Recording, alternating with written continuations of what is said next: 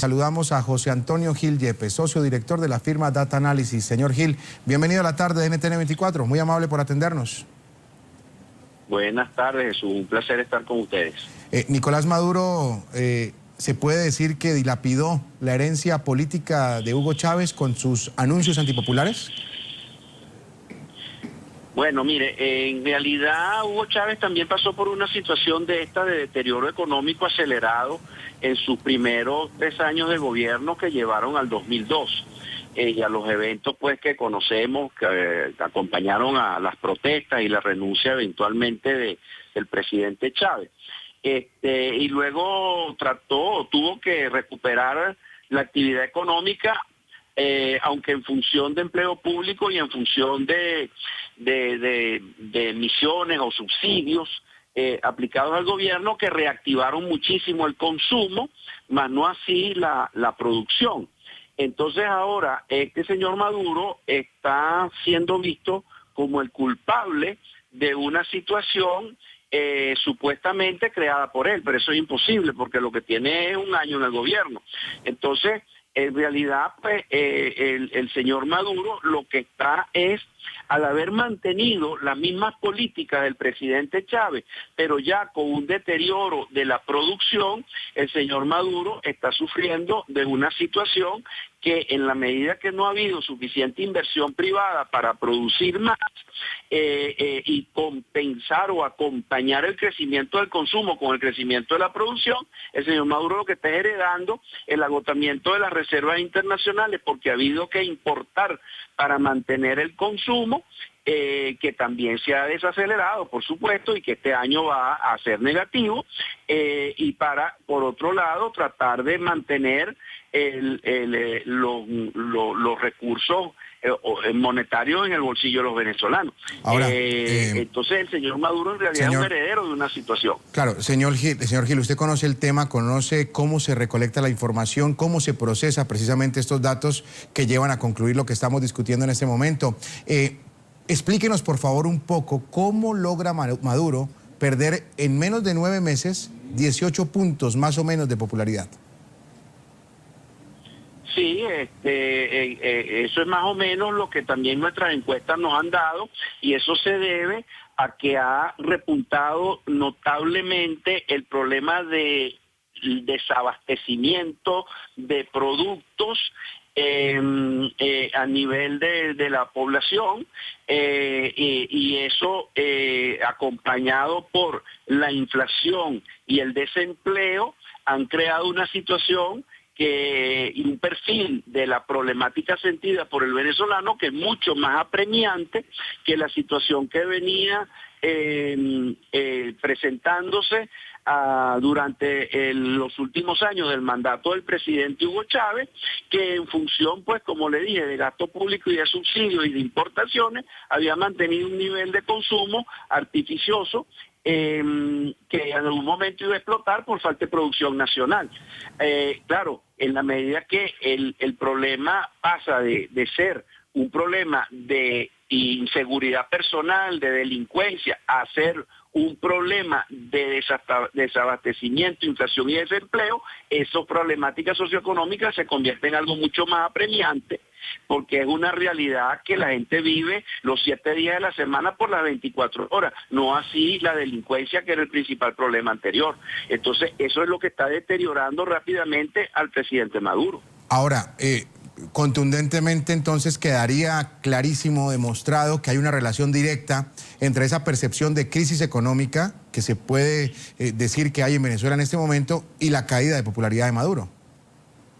Sí, claro, pero eso le presenta una oportunidad a Maduro, porque y por otro lado un reto, porque la conexión que puede haber entre el gobierno de Maduro y la población, al igual que en la mayor parte de la conexión de Chávez con la población, es lo que nosotros llamamos utilitaria, es una conexión socioeconómica. La gente ya no tiene la conexión emocional que hasta cierto punto mantuvo el presidente Chávez, porque Maduro no es un líder carismático. Y por otro lado, en Venezuela no ha existido una conexión ideológica ni con el gobierno de Chávez ni con el gobierno de Maduro, más allá de un 3 a un un 5% de la población venezolana que se identifica con algunos principios de la llamada revolución, como las estatizaciones o la recentralización y la minimización de las gobernaciones y las alcaldías. Entonces, lo que le queda a Maduro es la relación utilitaria o la relación socioeconómica. Entonces, claro, siendo Venezuela un país que tiene ciertos recursos, por más golpeado que estén esos recursos económicos, si Maduro convoca a la empresa privada a producir, Maduro tiene una herramienta en la mano que le facilitaría notablemente la situación y la dificultad en que entre la herencia del presidente Chávez y la continuación de las políticas que hizo el mismo presidente Maduro, pudiera tratar de resolverla de una manera bastante clara. Claro. Ahora, la cuestión está en que se tomen las decisiones. Señor Gil, ya para terminar y agradeciéndole por estar con nosotros esta tarde en NTN 24, si yo le pregunto que la percepción de la gente en Venezuela es que el gobierno está perdido, ¿estoy equivocado? No, no está equivocado, porque mire, el 81% de la población venezolana dice que la situación del país es mala y el 80% piensa que la situación política del gobierno es inestable.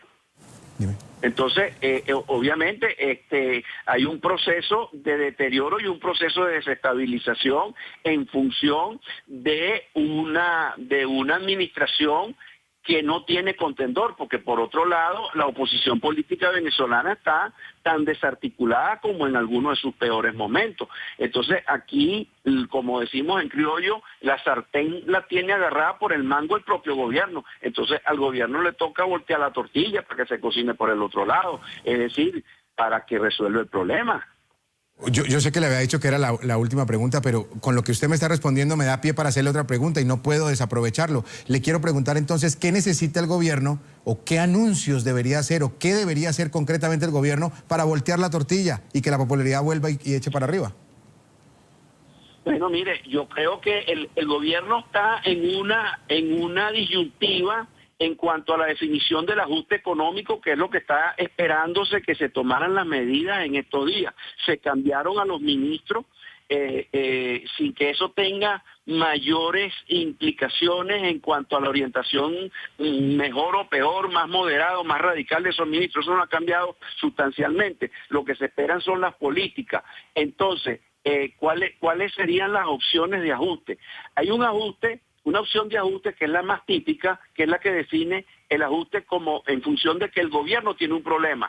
Y si el gobierno tiene un problema que generalmente se define como fiscal, generalmente en cualquier país del mundo lo que tratan los gobiernos entonces es de buscar aumentar sus ingresos fiscales a través de más impuestos y a través de más precios en los productos del Estado, como la gasolina o en el transporte público, en cuanto a las tarifas.